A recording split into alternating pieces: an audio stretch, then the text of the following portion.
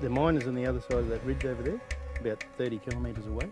So what sort of area are we talking about? Oh, it'd have to be thousands of square miles. Thousands of square miles with the underground water affected? Yes. You can't live without food and water. If there's no water, there's no life. There's no food, there's no life. You can't eat coal. The Adani Group's track record on environmental management within the country leaves a lot to be desired. Here's a business conglomerate who will not stop at anything to maximize its profits. To sit back and let someone that's got such a destructive environmental record free access to that international icon is just inconceivable. How could anyone in my generation stand up with any degree of pride and accept that? You know, we should be ashamed. Welcome to Four Corners. Few developments in Australia have aroused such passion as the proposal by the Indian corporate colossus Adani to build a giant coal mine in Queensland's Galilee Basin. The federal and Queensland governments say the project, the world's biggest export coal mine, will provide thousands of jobs and a huge boost to the economy. Environmentalists claim the mine may pollute the Great Barrier Reef, while graziers fear it will spoil the underground water so crucial to their farms. Just as controversial is the prospect of a loan of up to $1 billion backed by the Australian government to finance the project. The Adani Group and its billionaire chairman Gautam Adani were little known in Australia before the mine proposal. In India, the company is a dominant player in the economy, with interests in ports, power stations, mining, real estate and food production. It's also been dogged by controversy, including allegations of environmental destruction, money laundering and bribery. Reporter Stephen Long and producer Wayne Harley travelled to India to investigate.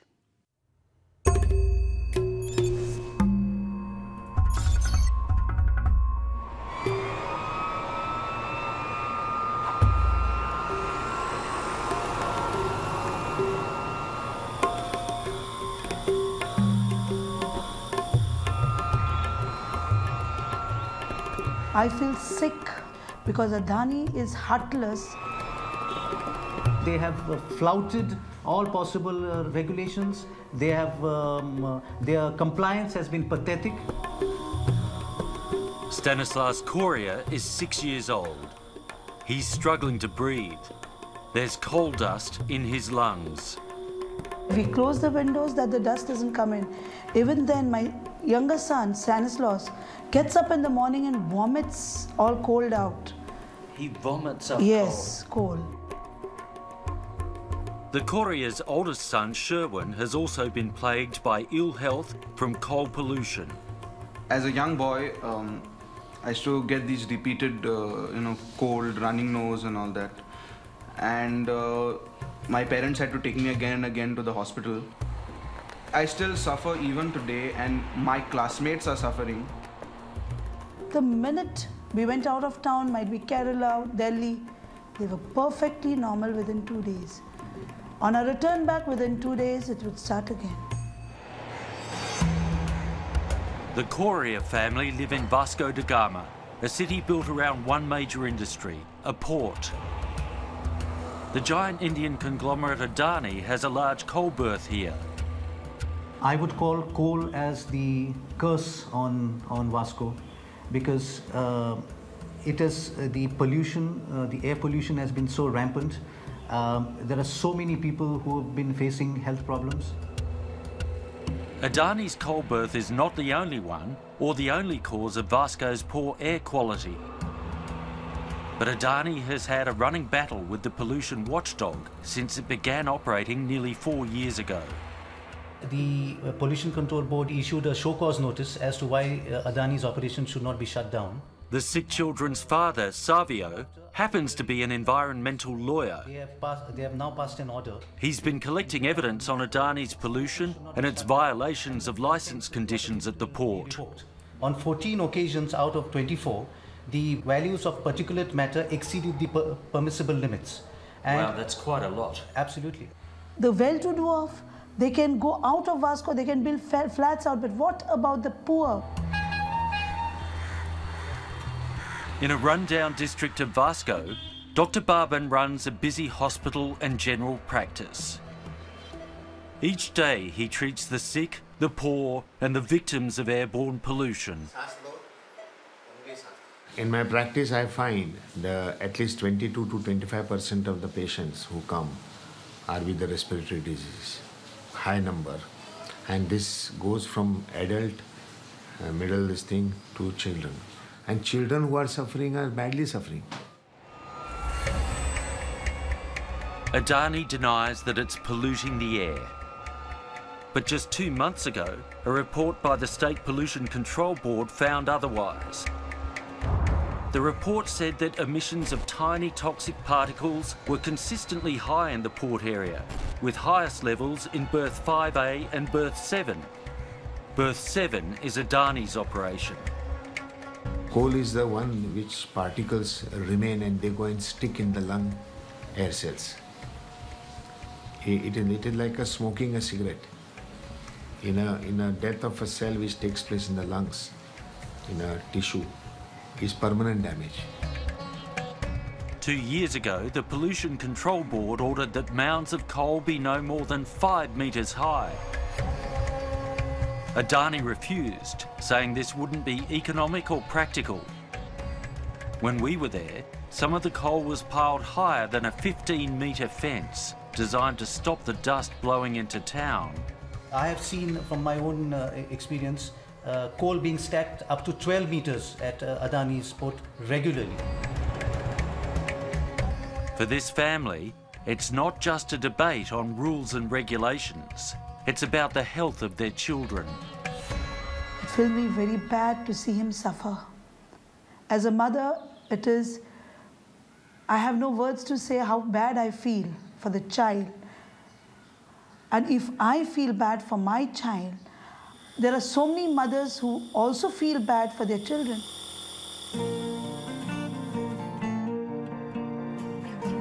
In slick videos, Adani presents itself as a model corporate citizen, in keeping with its size and status. For in its home country, the Adani Group is a corporate colossus.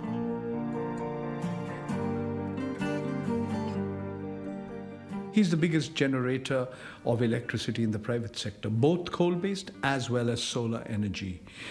He's the biggest importer of coal, much of it from Indonesia. He's also the biggest miner of coal within India. I think it's a very, very interesting story. Here was a business person who very few people knew about him 15 years ago, 20 years ago. Paranjoy Gua Tarkurta is renowned in India, an economist, author, investigative journalist, commentator and public intellectual.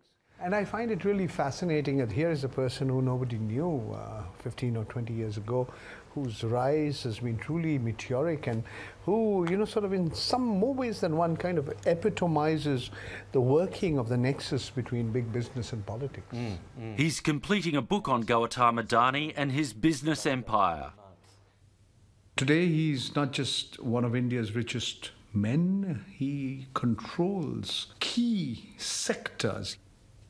Mr. Adani's conglomerate, directly, indirectly, controls the activities of 11 ports located along the east coast and the west coast of India.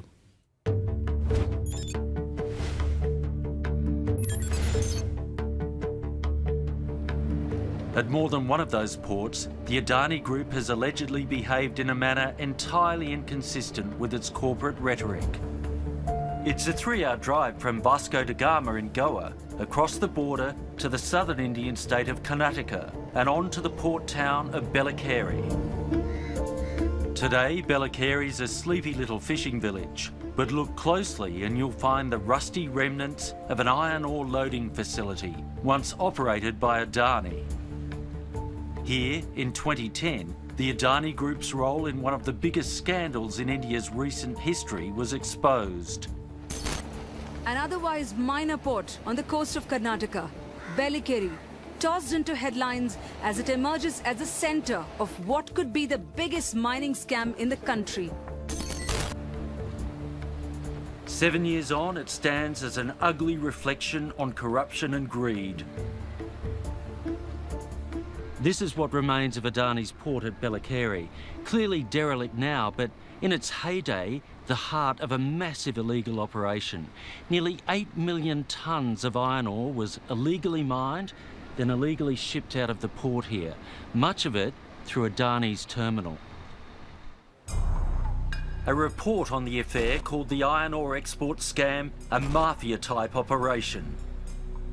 The report was prepared by the People's Ombudsman, the Lokayukta, Justice Santosh Hegde, which documented how various private firms and private groups, including the Adanis, just about broke every law of the country, from laws pertaining to preservation of the environment, to customs duties, to local taxes, to export rules. We are truly living through India's Gilded Age. What we saw in the United States or anywhere else in the world, it's being repeated here all over again. We have these robber barons who thrive on extraction industries. Author and journalist Josie Joseph has spent his career exposing corruption. He's examined the Belakeri port scam. The detailed report by the Anti-Corruption Ombudsman of Southern State of Karnataka is one of the most compelling and the finest documentation of corruption in this country that independent India has ever seen. There are pages after pages of documentation of how Adani Enterprises was involved in letting miners illegally export thousands and thousands of tons of iron ore from India abroad. And there are detailed documentation and tabulation of bribes paid at various levels and how it was all manipulated. According to the report, records seized from the Belakeri office of Adani Enterprises show that it systematically bribed a host of regulators, public officials and politicians. The Ombudsman's report detailed the corrupt payments. Money has been regularly paid to port authorities, customs authorities, the police department, mines and geology, and even to MLAs and MPs. All these payments were not shown in the balance sheet of the company, unaccounted and paid in cash. It was just unprecedented, the way in which honest officers were not allowed to function, how the corrupt prevailed.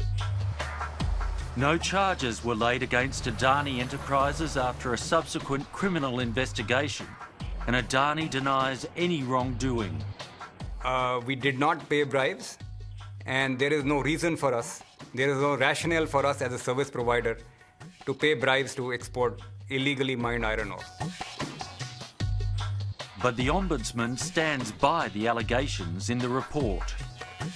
The seized records show that all up between 2004 and 2008, Adani paid the equivalent of more than $500,000 Australian dollars in bribes. And that was before the illegal operation really ramped up. In a poor rural area, that's an astounding amount of money. What does that tell you about the ethics of the Adani Group? What this clearly indicates is that here is a business conglomerate who will not stop at anything to maximize its profits. Nearly 10,000 kilometres from Belakeri in outback Queensland lies the Galilee Basin. It's here Adani wants to build the world's biggest export coal mine. Licensed to extract 60 million tonne a year. Adani Enterprises, which was named in the Belakeri scandal, is the ultimate owner of the planned Carmichael mine.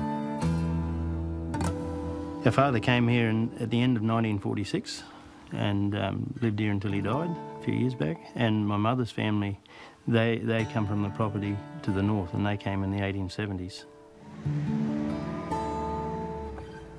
That cow of Keely's, she had a little baby calf. I just thought she was just fat. I was going to send to the meatworks. You remember how many? The Hollingsworths own a big cattle station nearby. They're among many landholders affected. water's evaporating like anything. It's sort of stopped there for a while, but air's gone real dry again. Yeah. Have to cart water up to Meridian if it goes dry. Yeah. It's a short drive across the Hollingsworth property to the high ground that overlooks the Galilee Basin. The mine is on the other side of that ridge over there, about 30 kilometres away. Out here, water is precious. The state government's granted Adani unlimited access to groundwater for 60 years, and the mine's impact will be massive.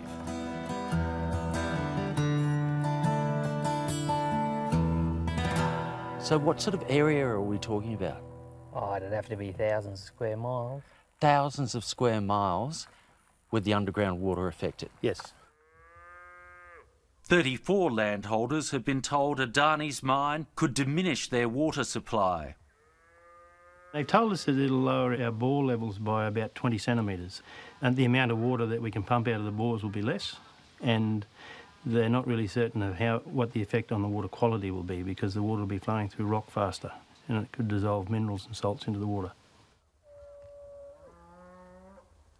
One of our bores is already too salty for a human to drink. Cattle can use it. If that did happen, well, that bore may have become useless. There might still be enough water there for the stock to drink, but too dangerous for them to drink it. Adani is offering affected graziers agreements that say it will fix or make good any loss of water.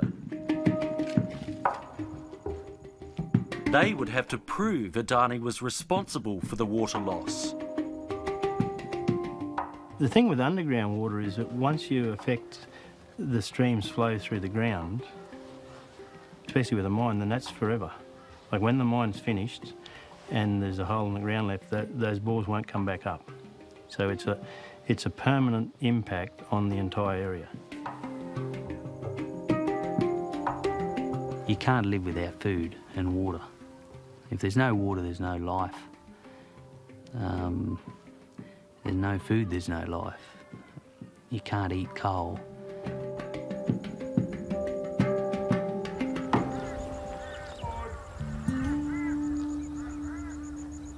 Grazier Bruce Curry's property is south of the Adani mine.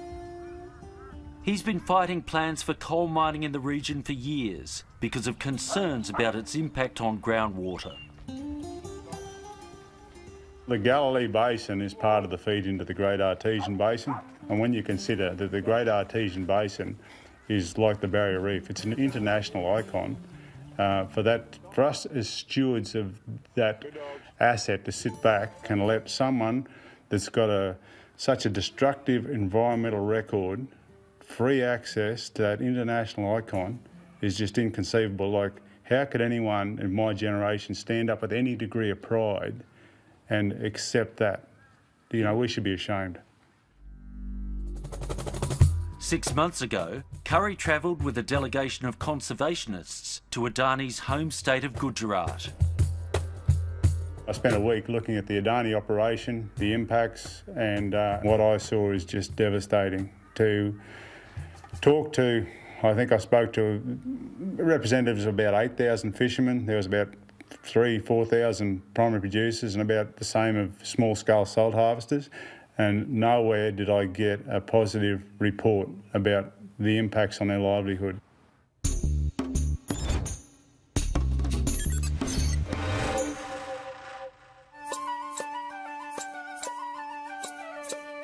For Adani, the Mundra port in Gujarat is its showcase development, the largest port in India.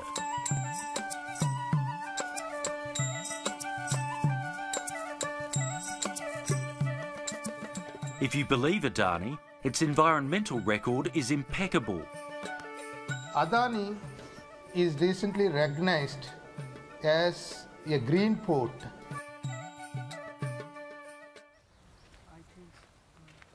But on the ground in Mundra, there's plenty who'll tell you that Adani's conduct is anything but clean and green. In Mundra, I think the farmers have very clearly complained that the water has gotten saline, and they're unable to use water on their farmlands. The fishing community, of course, it has been impacted. They've complained of fish catch going down. They've complained of access issues. Some of them have moved away. So we've got these papers, finally. So there are about 4 or 5 such files that have come in. Kanchi Kohli works for the Centre for Policy Research. She travelled to Mundra to work with local villagers on what's known as a ground truthing exercise. The idea was to basically look at the conditions of the environmental approval and see whether they've been met or not. Their report documented multiple breaches of Adani's environmental approval.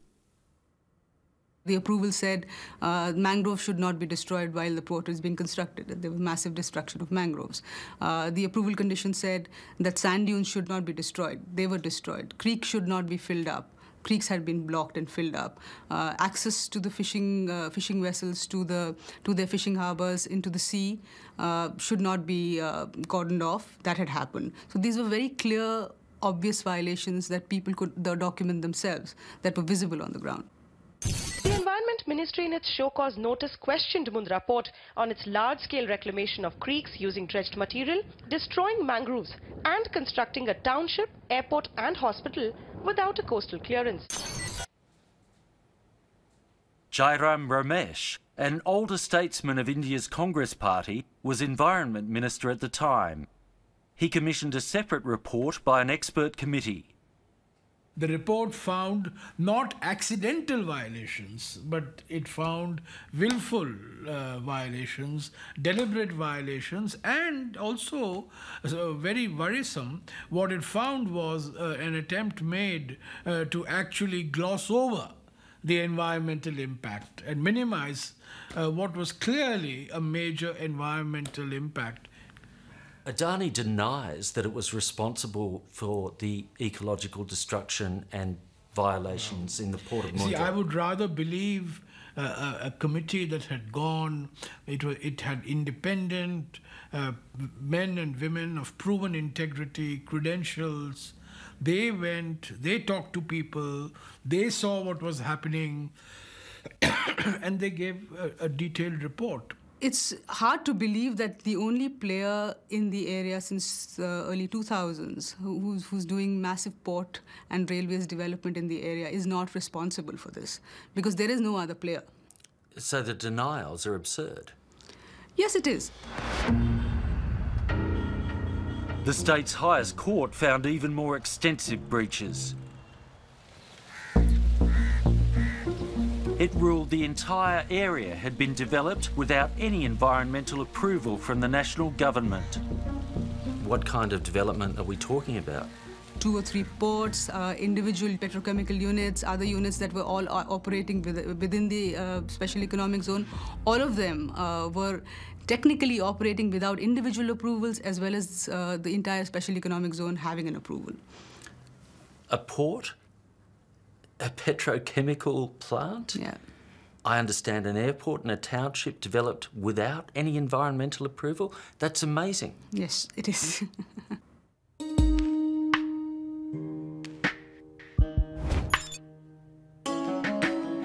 South of Mundra is the Hazira port at Surat. Here, India's National Green Tribunal found that Adani once again carried out illegal work. Undaunted by an absence of environmental clearance or coastal regulation zone clearance, and without care for any adverse order or adverse impact on environment. It said Adani's irresponsible attitude must be deprecated and issued a $5 million fine. Adani Group disputes the rulings on Mundra and Hazira, and it's appealed against the decisions in India's Supreme Court. The Adani Group's track record on environmental management within the country leaves a lot to be desired.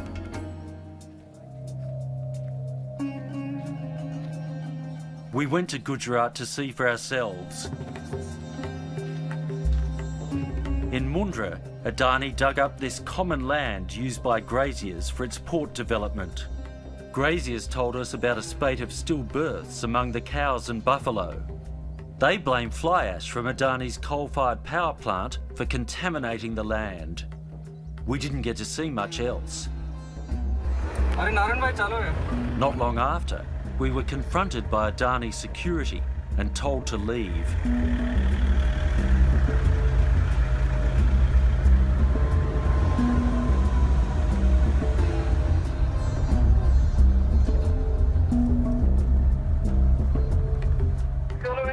So are you in Mundra? Back at the hotel, things escalated. Can you tell me who is this person who sent the email? Our translator, myself, and producer Wayne Harley were summoned to the foyer. Right. Who are the gentlemen that want to see us? Who are you? Wait. Who are you? Who are you? We are police. Right. I see your identification, please. Right.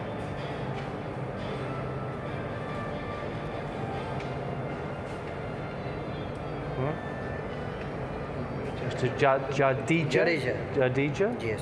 Righto. And you are from any particular branch? Crime branch. Crime branch? Yes. And why does the crime branch want to see us? Some formalities. Our crime branch interrogation lasted on and off for about 5 hours, gradually ramping up as the police took calls and writing instructions from someone. They got a call at the crime branch. There was no point staying. We'd been promised a crime branch entourage the next day, killing our prospects of filming with local people. We left for the airport at 4 a.m. Police had warned us officers from 3 intelligence agencies would be arriving to see us if we stayed. It's 10 hours since we left Mundra. We're back in Delhi, but we've already made the local press in Gujarat. This article from the Friend of Kutch newspaper we've had translated from Gujarati, and it describes our suspicious activities, our high-tech equipment, and how the police triumphed over the Australian journalists. It said police had come to know that we were there to produce and broadcast a video against Adani Group's project in Australia, but were doing so without any permission from port authorities or the Adani Group. The 16 gigabytes of footage from such videography was deleted by police. What do you think of what happened to us in Mundra? It's frightening, but it's a reality. It's a reality that the robber barons of our times have and will continue to use all kinds of intimidatory techniques, whether it's physical, whether it's using the state machinery, and that has been the case with investigative journalists, activists, and other kind of people who stand up and question these business houses. Australian politicians have received a friendlier reception. In recent years, a cavalcade of federal and state MPs have enjoyed the hospitality of Gautam Adani. Their trips have cost the taxpayer more than $300,000. Thank you. Yeah. Queensland Premier Anastasia Palaszczuk, a vocal Adani backer, is the latest to make the pilgrimage. Thank you very much. Thank you. This way, Premier. Thank you. Premier. Hello, Premier. Stephen Long from Four Corners. Can I talk to you about Adani and the evidence of bribery and corruption? I'm about to go into a caucus. Have you read the report of the Ombudsman from Karnataka? No, happy to have a look at it for you. I think you should. Yeah, happy to. Have you seen the evidence of the shell companies they've set up linked to tax havens? What I do know about Adani is it means thousands of jobs for regional Queenslanders, and I welcome you to go up there and talk to regional Queenslanders. 10,000 jobs when the Land Court has written to your government go up there and talk to the people who have lost their jobs and they're hurting. And regional Queensland is hurting, and we will do everything we can to get people back into work. Why are you giving them false promise by saying 10,000 jobs when the evidence says otherwise and the court has said that? What does Adani mean to Queensland? A fresh stake in the global economy. The claim that Adani's Queensland mining venture will create 10,000 extra jobs is one of its key selling points. Adani means 10,000 jobs for Queensland workers, from young apprentices through to older skilled workers. Adani is proud to build a long-term future with Queensland. The state's Land Court told the Queensland government that the net jobs gain would be less than 1,500 nationwide. But needing to win North Queensland seats in a coming state election, the Premier has preferred to adopt Adani's spin. Yeah, and how many jobs are going to be done by Adani? How many are offered? Regional That is absolute rubbish. Jobs absolute rubbish. Did you know it's not just the direct workers who benefit from Adani's mining, rail and port investments in the Galilee Basin? If you believe Adani and the federal and state governments, the North Queensland mine will also result in a revenue bonanza. And these local resource, rail and port operations will see $22 billion worth of royalties and taxes reinvested into Queensland. Adani's record in India leaves a lot of room for doubt. This is Adani. The managing director of the Adani Group, Mr. Rajesh Adani, who's been arrested by the CBI in Goa for alleged non-payment of customs duty. Let's go across to... The Adani Group faces multiple allegations of tax dodging, financial malpractice and financial crime.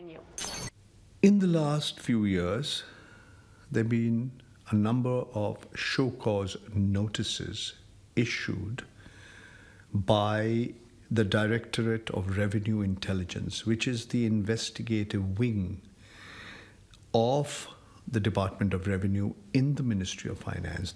And the DRI suspects that there was trade-based money laundering. Adani Group companies head the list of those under investigation for an alleged coal import scam. A customs alert said the objective appeared to be twofold: profiting at the expense of consumers and siphoning off money abroad. We found that they had been over-invoicing the coal imports to India by round-tripping them and routing them through a number of shell companies which were also owned by them and which were located in tax havens, etc. Prasant Bhusyan is a public interest lawyer who's taken several cases against Adani companies. The modus operandi is the same, that you set up shell companies essentially in tax havens, and through them you over-invoice either the import of coal or equipment in order to firstly cheat the Indian tax authorities, etc., and secondly, cheat the shareholders of their own companies. He's recently commenced a High Court case demanding action against Adani Group. In your opinion, these are financial crimes, criminal offences? Yes, they are financial crimes. They are crimes under the Indian Penal Code. They are crimes under the various financial laws of India. And the only reason they haven't been convicted in most cases is, in your view, political protection? Yes, that appears to be the case. In 2014, authorities documented an alleged scam involving equipment imports, with a money trail across the globe. Adani companies in India bought equipment from China and South Korea. The goods went straight to India, but the invoices went via a tax-free zone in the United Arab Emirates, where a middle company added a huge markup. That money, totalling nearly $1 billion, was siphoned off to Mauritius, a notorious tax haven. They appear to be crooks. From all this evidence that the Department of Revenue Intelligence has unearthed, they clearly appear to be crooks. Crooks is a strong word. Yes, it is, but unfortunately that's the only word that can be used in these circumstances. Vinod Adani, Gautam Adani's older brother, controls the companies that shifted the money to Mauritius. Mr. Vinod Adani, also known as Vinod Shantilal Adani, also known as Vinod Shantilal Shah, is in charge of the overseas operations of the Adani Group, with dozens of companies, not only in Hong Kong and Dubai and Indonesia, but in many tax havens, treasure islands. Investigating officers accused Vinod Adani, along with Adani companies, of executing a planned conspiracy of siphoning off foreign exchange abroad and trade-based money laundering. Adani Group denies this. It told authorities that Vinod Adani, or Vinod Shah, is a non-resident Indian having permanent residency in Singapore, who was not at all having any involvement in any Adani group of companies.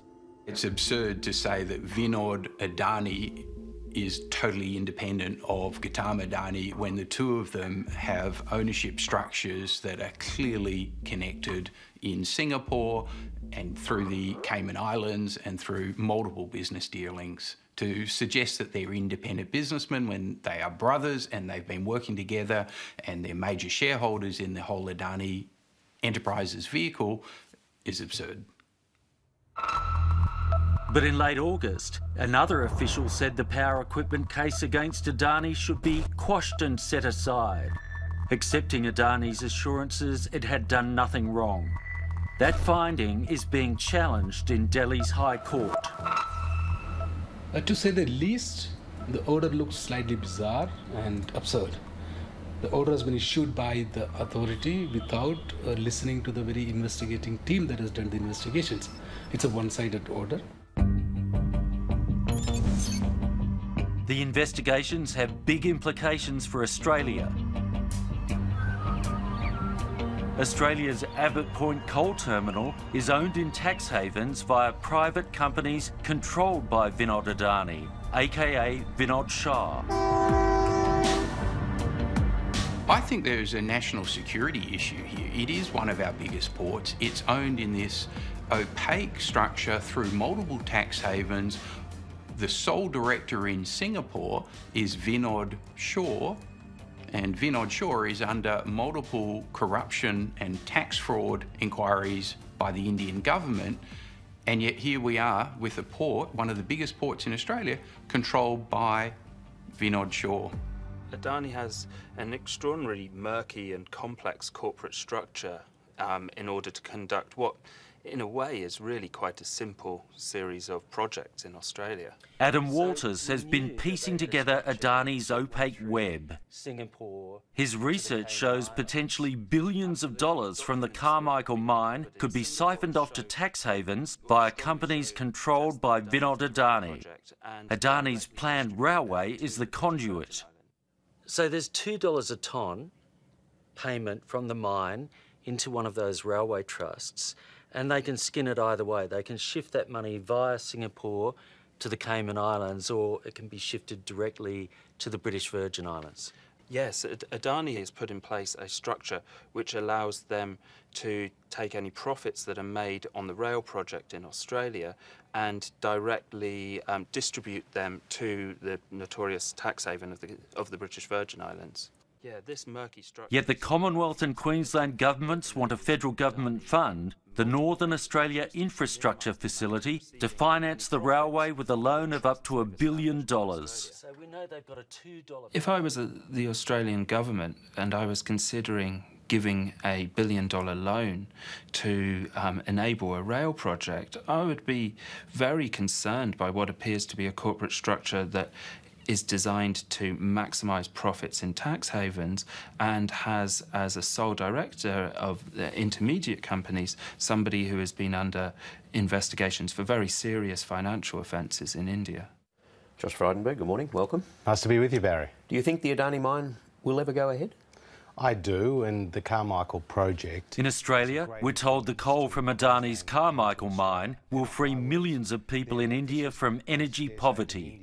It will help lift hundreds of millions of people out of energy poverty, not just in India, but right across the world. You know, the Australian politicians are obviously not properly briefed by their officers about the viability of Adani coal. EAS Sama used to be India's most powerful energy bureaucrat. He's analysed the economics of Adani's planned Carmichael mine. My assessment is that by the time the Adani coal leaves the Australian coast, the cost of it will be roughly about $90 per tonne. We cannot afford that. It is so expensive. My assessment is that it will not be possible for the Indian consumer, the Indian market to absorb Adani coal.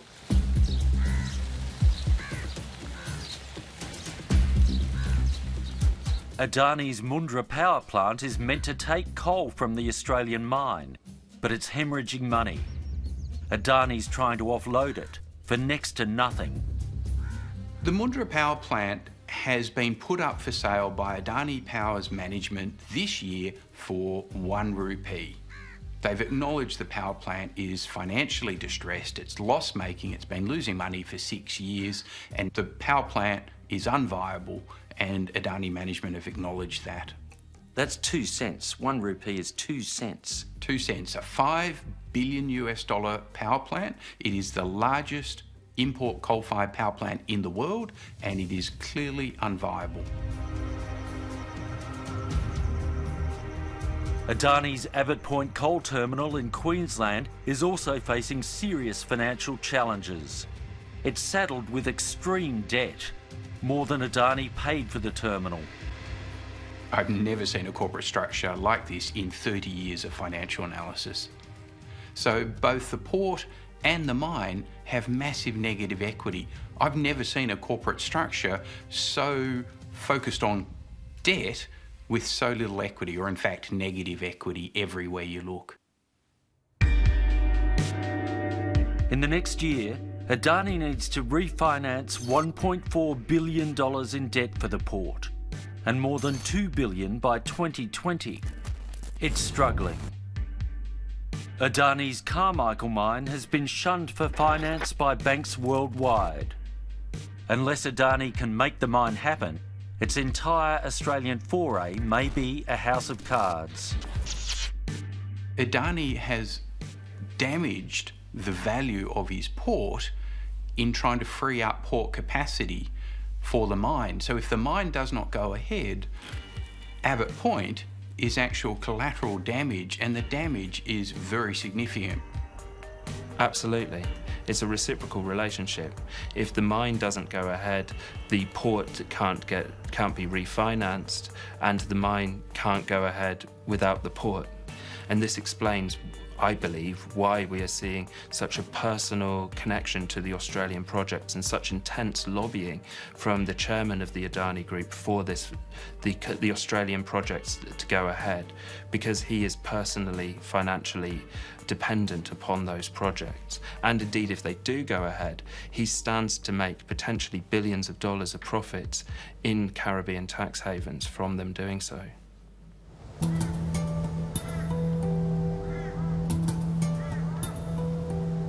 In far outback Queensland, this small exploration camp is the only sign so far of Adani's Carmichael mine.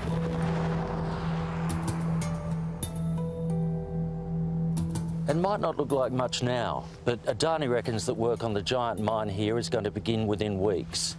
The extraordinary thing is that despite the evidence of bribery and corruption, the shell companies linked to tax havens, the allegations of fraud and money laundering, the state and federal governments are bending over backwards to accommodate Adani's every need.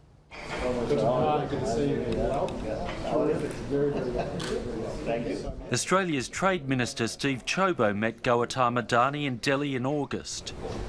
My starting point with respect to opportunities around collaboration and the importance of certainty for investment is critical.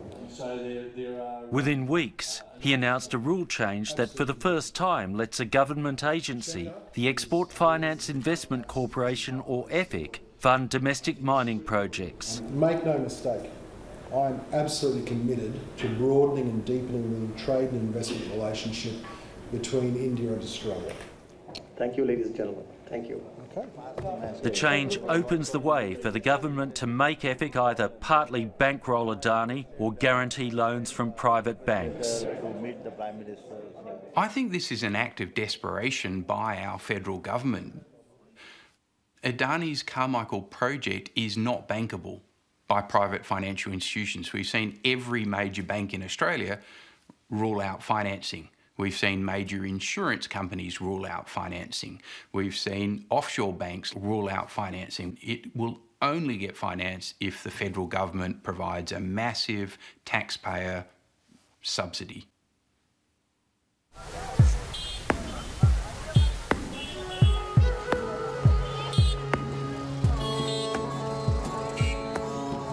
Watching on from Delhi, India's former Environment Minister can't believe what he is seeing. Ultimately, it's the sovereign decision of the Australian government, the federal government and the state government. But public money is involved. And more than public money, natural resources are involved.